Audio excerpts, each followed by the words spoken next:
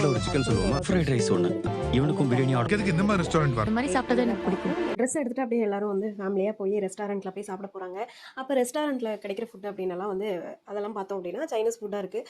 So இந்த side பார்த்திங்க அப்படின்னா இவங்களாம் யோசிக்கிறாங்க. சேரன், சோழன், பல்லவன் எல்லாருமே. ஸோ அவங்களாம் என்ன பண்ணுறாங்க அப்படின்னா நம்ம fried rice, chicken biryani, mutton biryani இந்த மாதிரி சாப்பிட்டுக்கலாம் அப்படின்னு சொல்லிட்டு முடிவு பண்ணுறாங்க.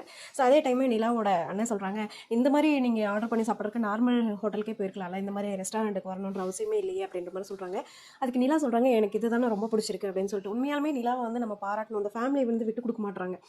ஸோ அது புரியுது, அவங்க என்ன நிலைமையில இருக்காங்க, அவங்க எப்படி அவங்கள ஹேண்டில் பண்ணணும் அப்படின்ற விஷயத்த புரிஞ்சுக்கிட்டு கரெக்டான டைமில் அவங்க சப்போர்ட் பண்ணுறது ரொம்பவே ஹாப்பியான ஒரு விஷயந்தான்.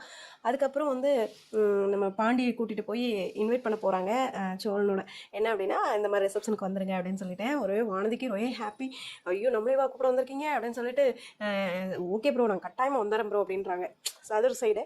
இன்னொரு சைடு வந்து பார்த்திங்க அப்படின்னா, சேரன் வந்து பார்த்திங்க அப்படின்னா அவங்க அத்தை வீட்டுக்கு போய் இன்வைட் பண்ண போகிறாங்க.